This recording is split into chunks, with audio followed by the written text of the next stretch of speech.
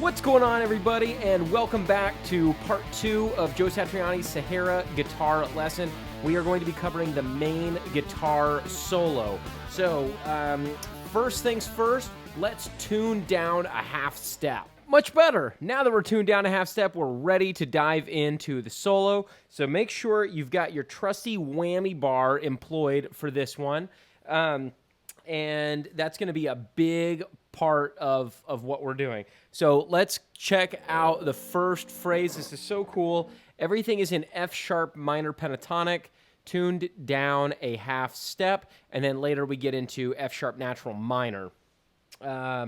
Okay, here we go. Here's the first phrase of the solo.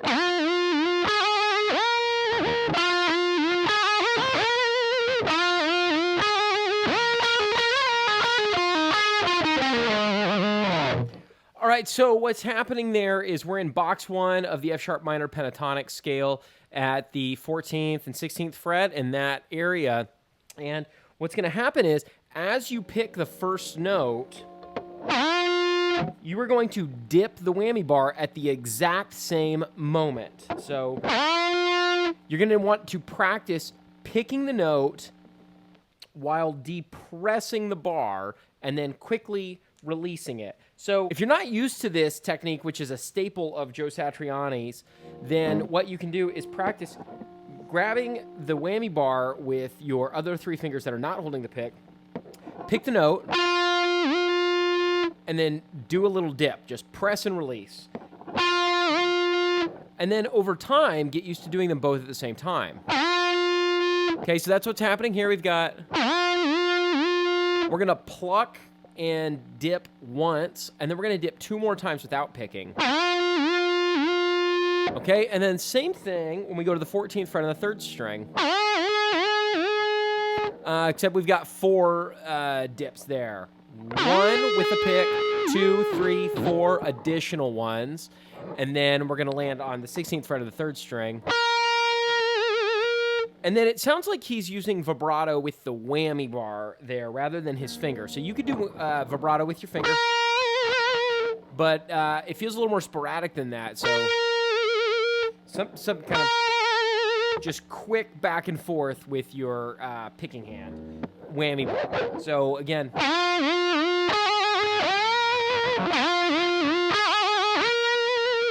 And we're doing a dip on that final note as well. Okay, so then on the next one, there's a couple different ways to do it. I'm playing it like this.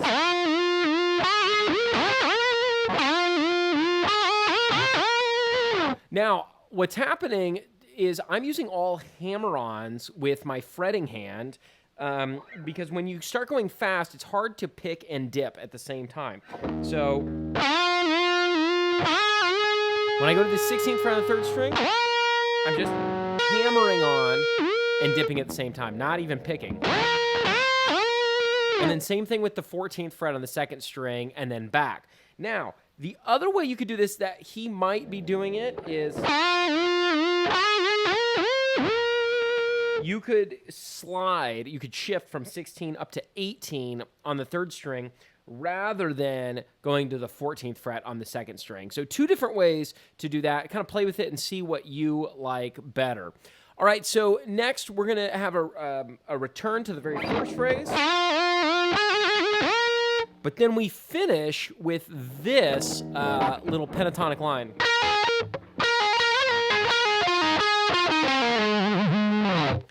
All right, all that's happening there is we've got a nice legato line, and we're just moving around through the F sharp minor pentatonic scale in box 1. The only thing to keep in mind is you have a slide from 16 to 18 and then back without plucking, and then everything else is just hammer-ons and pull-offs or picking. Okay, so the next phrase is going to go like this. It's just like the first phrase, but we're going to go to this bend on the 17th fret of the 2nd string. Don't forget to add vibrato at the top of that bend. If you just bend the note, it's poo-poo. But you add that little vibrato, and all of a sudden, it's tasty. Okay, then this next lick, kind of a standard rock and roll lick.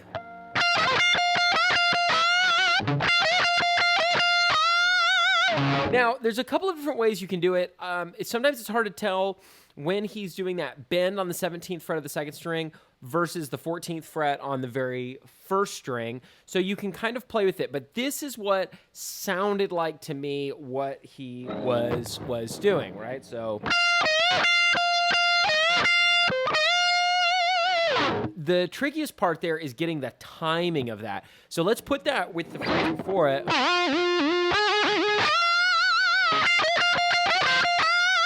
Now, I added an extra 14 that I wasn't supposed to, but that's okay. I still got the timing correct. Let's see if I can do it just without that.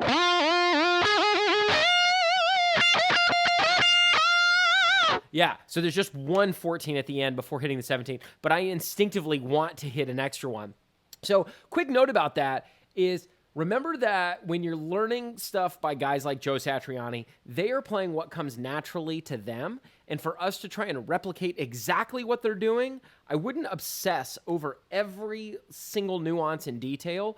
Try to capture the essence of what they are doing. And if you hit an extra note or you hit one less note or your timing is just off a little bit, let yourself be you and don't worry about trying to be them, right? Our goal, at least for me, when I'm learning someone else's solo, is to extract from them the inspiration and the ideas of what they're doing rather than trying to say, look at me, I'm a Satriani clone, right? Okay, so let's go to the next phrase, which is really cool. We've got... Okay, so in here, we've got kind of a classic, like Randy Rhoads style pentatonic lick, Jimmy Page. So we'll start with this.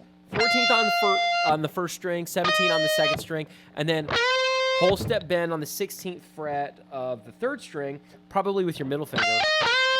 And then from there, you can just bar your 14th fret on the first two strings with your index finger for that. And then try to get that little bend with that 16th fret. You can do a half step.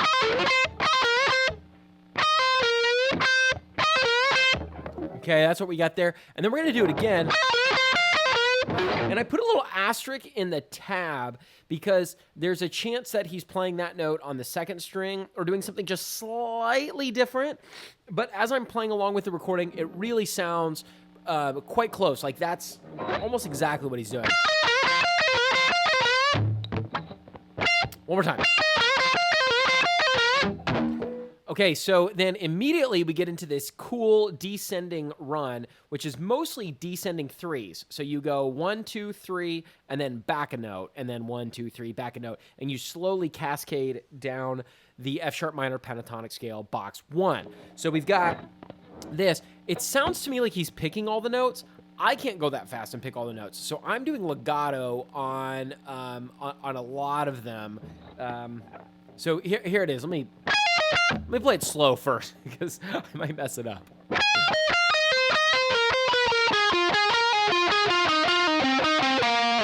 And then we're immediately into the next phrase. So full speed. Let me see if I can do this. I need to go from the lick before. Okay.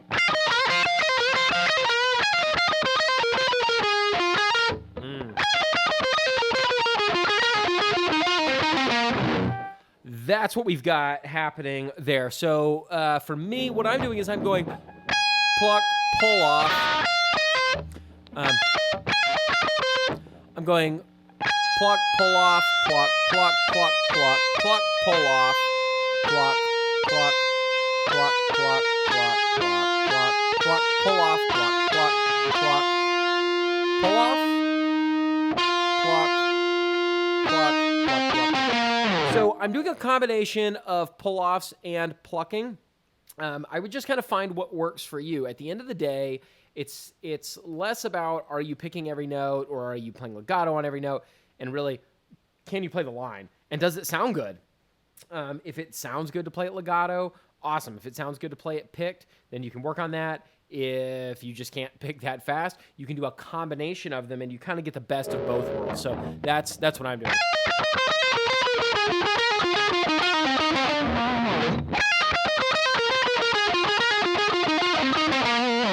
honestly don't even know exactly where I'm plucking and where I'm pulling off, but I know I'm doing it the same way every time. But those are definitely the notes for that sequence. Okay, so immediately after that, the hard part is you have to transition out of this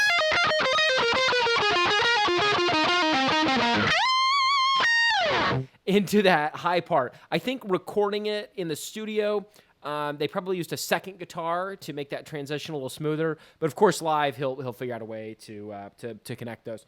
So we're going up, just sliding to the 21st fret, add a little vibrato, and then staccato on that 19th fret. And now here we get into a signature Satriani move, which is...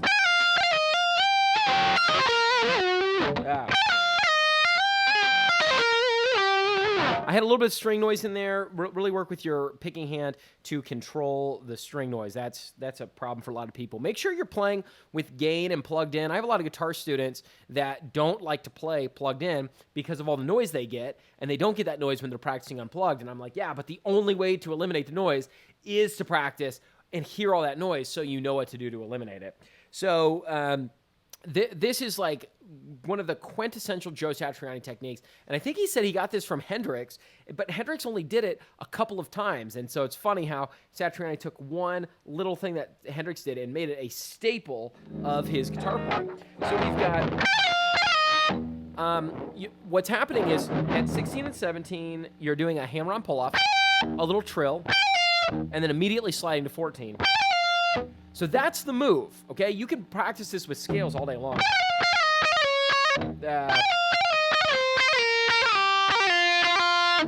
Great line to be able to do. So he does it there, and then he does it again, 14 and 16 down to 12. And then we'll hammer to 14 and slide to 16. And then we do this quick little half step, up and back. And then a quick descent. And then a slide from 18 to 13. Let me try that again.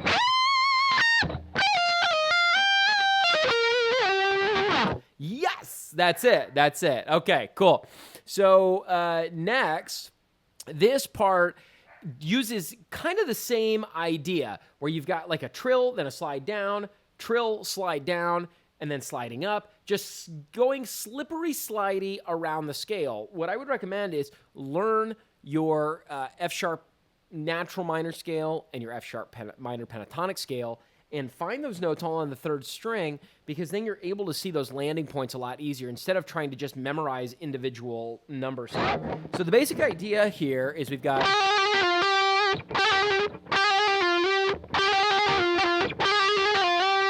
Okay, so that's what's happening here, and I made a note that it's different in the video.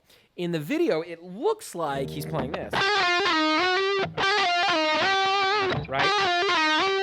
Kind of the same thing we did an octave higher.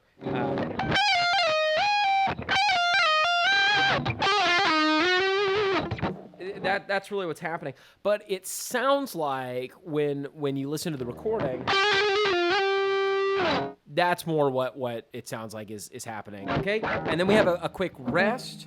And by the way, I just want to commend Joe Satriani, a master of phrasing. He's so good at putting in these pauses, these stops, and not just going for it all the time. It's a lesson, I think, to all of these more newer guitar players that come out. I sometimes listen to their melodies and their solos, and it's just just a constant flow of notes, which is impressive, but as a listener, I don't find it enjoyable to listen to. This is a guitar solo I really enjoy listening to because he gives you those breaks, and it allows your ear to attach to the notes that he's playing. So always consider that when you're improvising or writing a solo or a melody. Put in those breaks. Give your listener a break. It's not fun to just that bombardment of notes. You know, that's not fun for long periods of time. Okay, so next we're gonna kind of descend. What are we doing here? We're going. Oh yeah. Check this out. So this is, I believe, all F-sharp minor pentatonic. Yep. And then from that fourth fret, we're going to slide to 6 and 9. And then we're going back down. Okay, so let me see if I can put that all together, that whole line.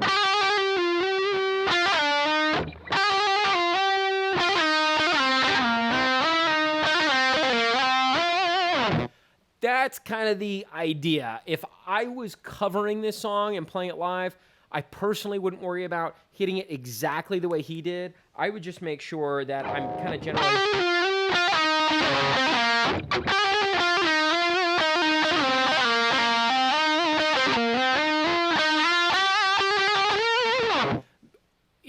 He's more improvising there. He probably didn't write exactly what he wanted. So for you and for me, I think it's best for us to see the idea, the general contour of the shape, what notes we're using overall, and then just play with it and find good landing points in between those bursts of speed. Okay, so next from there at 239, we're now going to move up the scale a little bit more, and we've got what do we got? Okay, that was pretty close to what we got. And then we're gonna move up the scale some more, starting at the 14th fret. We've got... Okay, not too bad there. 14, 16, 14. Slide to 13, slide back to the 14. 16 slides to 17. And then 16, 18 to 21. And then from there, we're going to go to the second string, 14, hammer to 17, slide to 19. At this point, we're going to do these 3 bends up and back. It sounds to me like he's going whole, whole, and then a whole step plus an extra quarter or an extra half. So kind of overbend on the third one. And then after that, it's all just whole steps.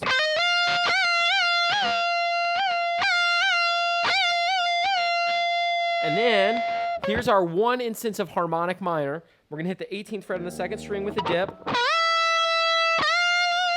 And we're back to 19, and then we're back to the verse. So let me see if I can play the kind of that ending of the solo for you.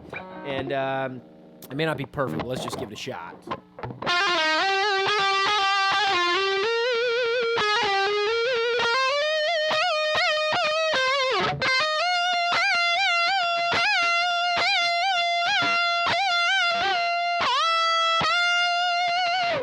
Okay, so that's kind of what's going on. That's it. That's the whole solo. And so then after that, we're just back to a verse, and then he kind of goes to the beginning of that solo, that phrase.